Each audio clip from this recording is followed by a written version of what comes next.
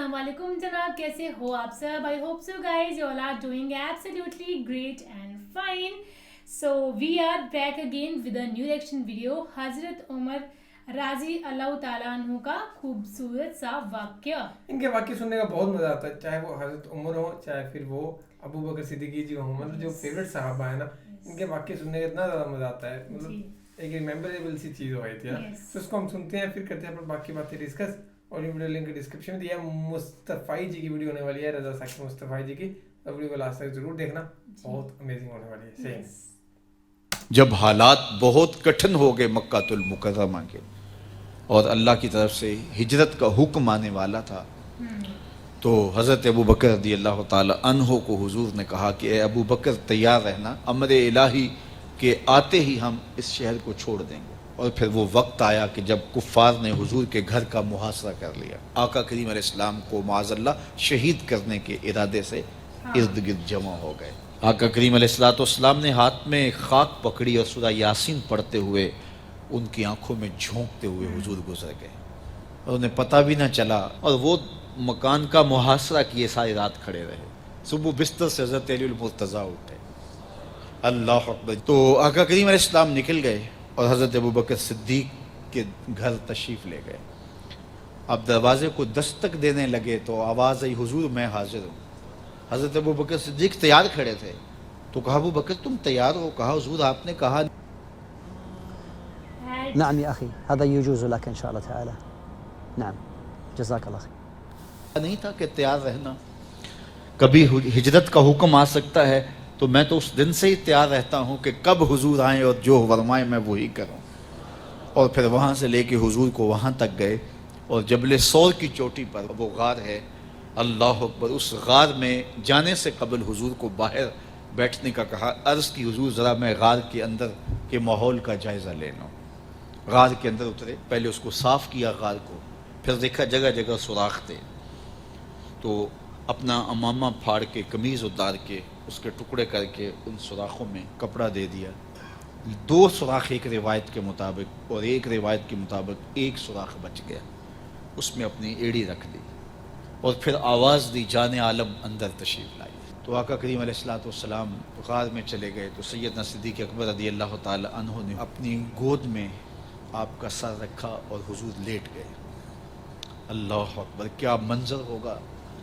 सिद्दीक़ अकबर ने हुजूर को देखा और जी भर के देखा और ऐसा देखा कि कोई और शरीक भी नहीं था. ये वाक़या हज़रत सैयदना उमर से रिवायत है, कुतुब सिहा में है. और हज़रत उमर रज़ी अल्लाह ताला अन्हु ये बात बयान करते हुए रो पड़े. और आप कहा करते थे कि अबू बकर ये गार वाली नेकी मुझे दे दें और मेरी सारी ज़िंदगी की नेकियां ले लें. अल्लाह अकबर. तो हुजूर अलैहिस्सलाम हज़रत अबू बकर सिद्दीक की आगोश में हैं. अब हुआ क्या कि सांप ने जब हर रास्ता मसदूद पाया तो खैर वो उस रास्ते पे पहुंचा जहां इंसानी गोश्त नज़र आया. तो सांप ने फिर डंग लगाया. सांप का डंग अचानक, तो इंसान तो कप कपा के रह जाता है. अचानक तो चींटी काट जाए तो इंसान कप कपा के रह जाता है. छिपकली गिर जाए अचानक तो बंदा अपने वजूद को जो है वो मुतवाज़न नहीं रख पाता. तो नीचे से सांप और वो डंग लगा रहा है. लेकिन लफ्ज़ सुनिए, ये हज़रत उमर की रिवायत है कि हज़रत सैयदना सिद्दीक़ अकबर ने अपनी टांग को जुम्बश नहीं आने दी, मखाफता अन यतनब्बहा रसूलुल्लाह, इस डर से कि कहीं हुजूर बेदार ना हो जाए. सारी तवज्जो इधर रही. बेख्तियार आंखों से आंसू ढलक पड़े. दर्द की शिद्दत इतनी थी और आंसू गिरे तो हुजूर के रुखसार पे. आका करीम बेदार हो गए. बेदार होते ही मेरे हुजूर ने कहा, माला का या अबू बकर, अबू बकर क्या हुआ. तो ये होती है हंगामी सूरत हाल. हंगामी सूरत हाल में किसी को पुकारें या किसी को कोई जवाब दें तो मुरवजा आदाब की रियायत के साथ जो लफ्ज़ बोले जाते हैं वो तर्क करने पड़ते हैं. इस माइक में करंट था तो मैं करीब होने लगा तो आपने मुझे मुतनब्बे करना था. तो मेरे साथ आप बहुत प्यार करते हैं, बहुत मोहब्बत करते हैं. तो आपने अगर मुझे ये बताना हो कि इसमें करंट है और अगर आपने मुंह करीब कर लिया तो आपको नुकसान पहुंच सकता है, तो मेरे नाम के साथ 20 अलकाब लेंगे आप? नहीं लेंगे. आप जल्दी जल्दी जो है वो मुझे कहेंगे, जनाब यहाँ करंट है, तो मैं यहीं से रुक जाऊँगा.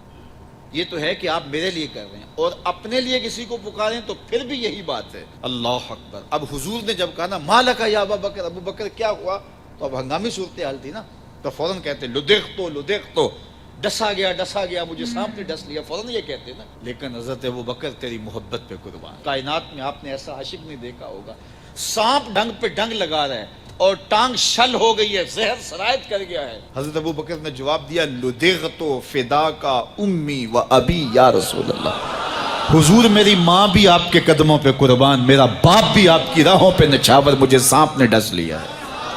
تو اس مشکل وقت کے اندر بھی ادب کا کرینہ نہیں چھوڑا۔ جب معراج کا واقعہ ہوا تو یہ بہت عجیب و غریب واقعہ تھا، تو آقا کریم نے جب اعلان کیا کہ بتایا کہ اللہ نے یوں مجھے خلوتوں میں بلایا، تو قریش نے سمجھا کہ اس سے بڑھ کر اور موقع کیا ملے گا پراپیگنڈے کا، تو کہا ابو بکر کوئی نئی بات سنی ہے، کہا تم سنا دو۔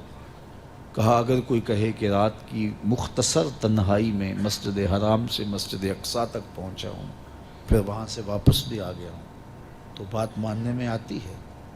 آپ نے برجستہ کہا بالکل ماننے میں نہیں آتی۔ اتنے مختصر وقت میں مسجد اقصیٰ جائے اور پھر پلٹ کے بھی آ جائے، کم از کم 2 ماہ چاہیے، 1 مہینہ جاتے ہوئے لگتا ہے، 1 مہینہ آتے ہوئے لگتا ہے، کوئی چھو کے بھی آئے تو 2 ماہ چاہیے۔ تو سمجھا کہ لوہا خوب گرم ہو گیا، اب چوٹ ٹکانے پہ بیٹھے گئے۔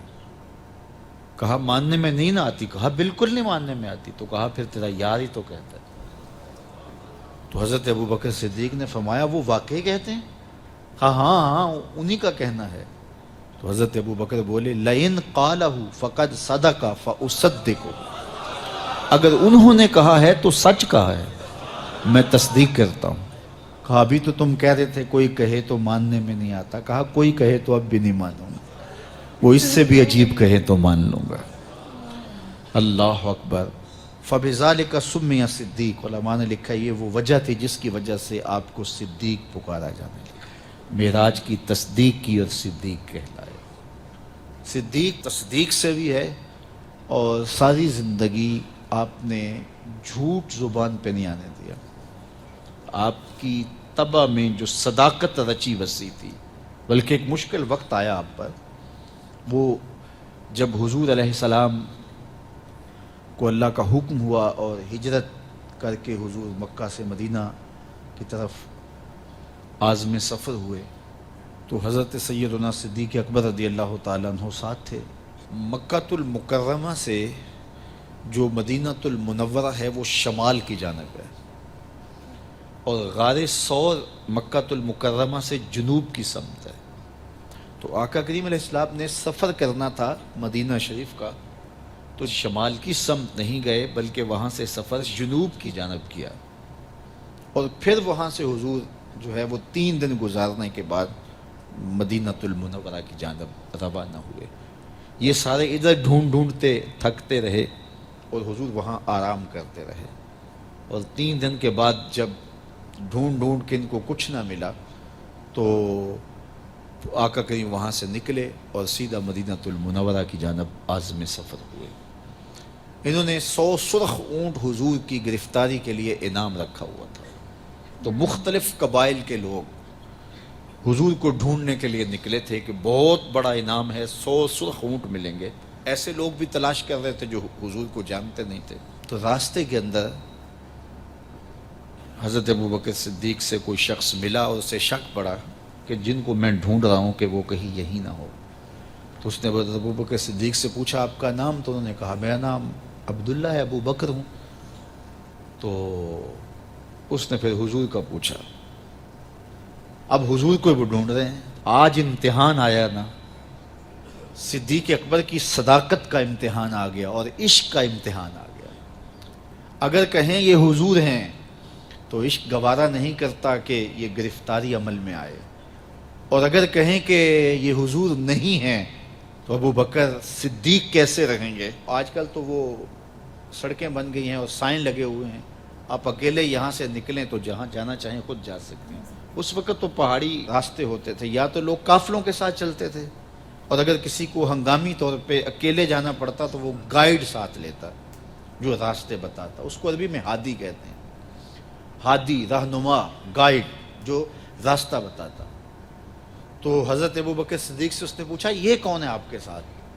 تو حضرت ابو بکر صدیق بولے ھذا ھادی یہدینی الی صراط المستقیم، یہ میرا ہادی ہے جو مجھے سیدھی راہ پہ چلا رہا ہے. تو وہ سمجھا یہ وہ والا ہادی ہے. لیکن حضرت ابو بکر صدیق دل و قلب و نگاہ کا مرشد قرار دے. جب حالات بہت کٹھن ہو گئے مکہ المکرمہ، پھر سے وہی لائن آ رہی ہے، پھر سے وہی شروع ہو گیا. سو یہ تھا آج کا واقعہ. لیکن ہم نے یہ چیز سنی ہوئی تھی نا، وہ سام جب ڈس گیا تھا تو ان کا کیا نا کیسے مجھے ڈس گیا ہے. بٹ لاسٹ لائن بہت اچھی کہی، انہوں نے تو سچے دل سے کہا کہ یہ میری زندگی مجھے صحیح راستہ دکھانے والے ہیں. صحیح بات ہے نا کہ میری زندگی میں ایک گائیڈ ہے. دو اس نے کام یہ نہیں کہا کہ یہ والا کرنے راستہ دکھانے والے ہیں، ان کا بولنے کا مطلب یہ تھا کہ میری زندگی جو ہے اس کا راستہ دکھانے والے ہیں. میں دو کام کر دیے ایک ساتھ میں نا، بالکل سمپل طریقے سے. سو یہ واقعہ تھا، واقعہ بہت زیادہ خوبصورت تھا. ہم نے جتنے بھی واقعے سنے ہیں، ہم نے موسٹلی واقعے سنے ہیں تھنک حضرت عمر کے، انہی کے نا، انہی کے ذرا جو بیان کیے ہوئے ہیں. اور ان کا جو بولنے کا طریقہ ہے، جس طرح سے یہ بیان سناتے ہیں، تو مجھے اتنا اچھا لگتا ہے اس بیان کو سننے سے کہ جب خود وہاں پہ آئی تھنک اس ٹائم پہ شامل تھے، ان کے بیچ دیکھتے تھے کہ ایسا ہوتا ہے نا.